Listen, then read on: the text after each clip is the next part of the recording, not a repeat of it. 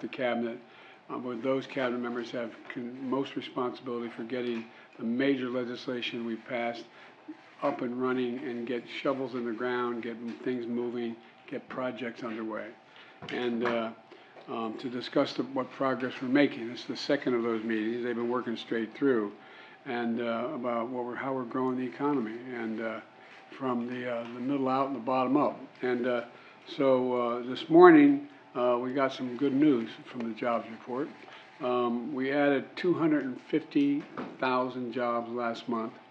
That's on top of the 12 million jobs we've already added just since we came in office a little over 2 years ago. Unemployment rate is at 3.4%, which is the lowest in 50 years. Black employment has hit a record low. And the really good news is working age Americans are participating in the labor force at the highest rate in 15 years, not just since the pandemic, in 15 years. And the working age women are participating at the highest rate in 75 years. Inflation is now down 40% since last summer. It's come down the last 9 months in a row. We obviously have more work to do, but we're trending in the right direction. And I think we're making real progress. And we're doing it basically, which the theme of everything we're internally working on, by investing in America. Say it again, investing in America. Matter of fact, the Secretary and I were just talking about a project that was taking place in another state, and the reason that we're having a significant investment in America, they said, well, we can't build this unless we go ahead and contract out for a lot of work. She said, no, I'm not going to do that way. Well, guess what? They figured out how to do it in America at the right price, at the right time, at the right state. And so we got a lot more work to do to make, but we're making real progress. We've already attracted $470 billion in private sector commitments in manufacturing and clean energy technology, and we're bringing back the supply chain to the United States. I don't ever want to be in a position again where a major initiative that we have and a major element of our economy is dependent on a supply chain somewhere else in the world, particularly if it's not particularly friendly. And we're doing all of this having already in the first 2 years reduced the deficit by $1.7 trillion. That's occurred. That's happened. It's done. And the budget I proposed I proposed back on March 9, I think it was, the first couple weeks of March.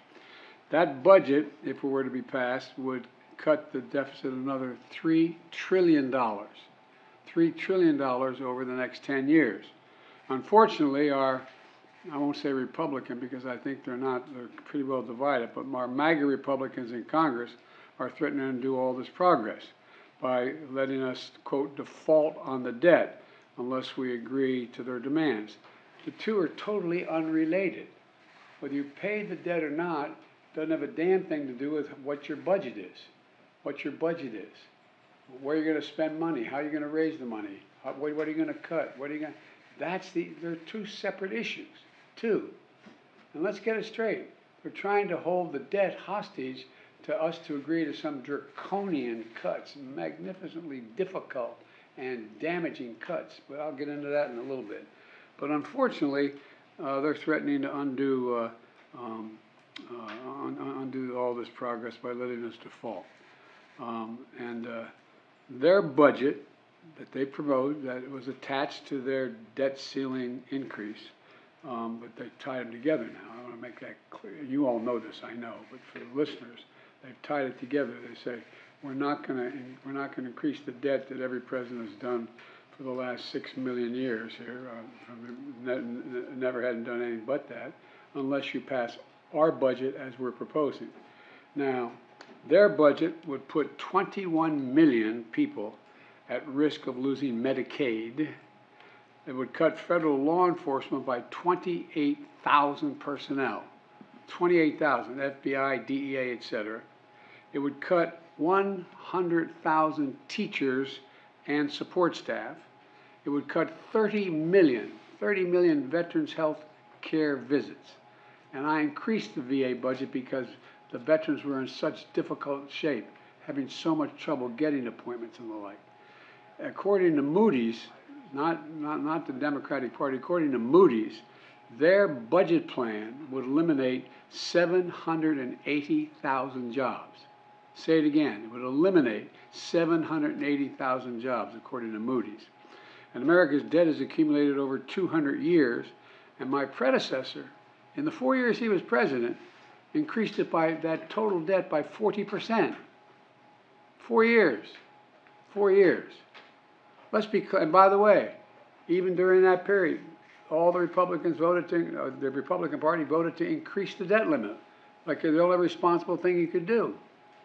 At any rate, let's be clear. This is no small part about paying our bills that were accumulated not by me, not by my administration, but by former presidents and previous Congresses.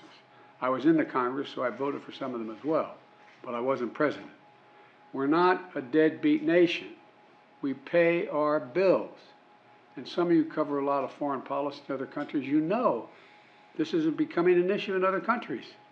What's the United States going to do? Are they really fooling around with not paying their debts? And so, look, next week I'm going to reiterate to congressional leaders that they should do what every other Congress has done. That is, pass the debt limit, avoid default.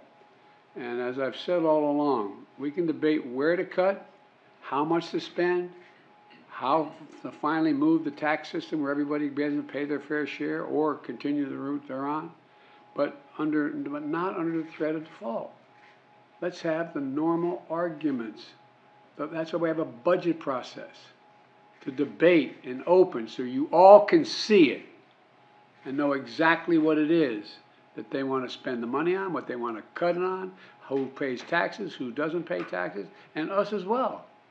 We're ready for that debate. We're ready for that debate. We've made enormous progress over the past 2 years. And again, just today, reporting 250,000 new jobs. Just this last report. The last thing this country needs, after all we've been through, is a manufactured crisis. And that's what this is, a manufactured crisis. And that's what it is from beginning to end. It's a manufactured crisis driven by the MAGA Republicans in the Congress. Look, instead, we should be debating a vision of our country's future. Their vision versus our vision. Totally legitimate. Totally legitimate. And it's legitimate the American people said we like their vision better than ours. But debate the vision. And whether or not we're going to take our country backward, and certainly not whether or not we're going to default on our debt. And I remind you that under the previous president, Republicans voted 3 times to increase the debt limit. 3 times. No one's ever not voted to increase the debt limit. There's a lot to discuss today about our vision for the country. And investing in America is the core of what we're all about. And to build our economy from the middle out and the bottom up. And I know it's not very appropriate for the minds of many of our friends on the other side of the aisle, but decide what's a fair tax system. It's an awful thing to do, and I don't really mean it, but I'd ask the press to raise your hand. Anybody thinks the tax system in America is fair? You know, okay? And maybe you don't like the way who we tax and how we tax, but this is about everybody beginning to pay their fair share from our standpoint. I understand the Republican position.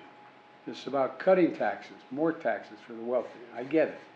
But we should have the debate in the open, not behind whether or not we're not going to discuss it, because if we do, we're not going to have the debt limit passed. And so, you know, I think we've got a lot of work to do.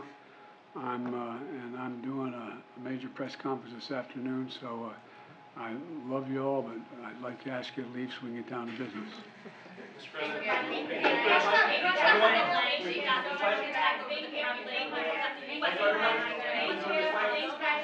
I'll be happy to talk to you about that, but not now. Mr. President, yesterday here in this room you talked about the dangers of AI. What are the dangers you see, sir? And did you hear anything from the executive that assuaged your concerns? There are dangers. We'll get a chance to talk about all those things, I promise you. You said a press conference. All right. Thank you. Everybody, you guys all move this way. Thank you. Watch your stool.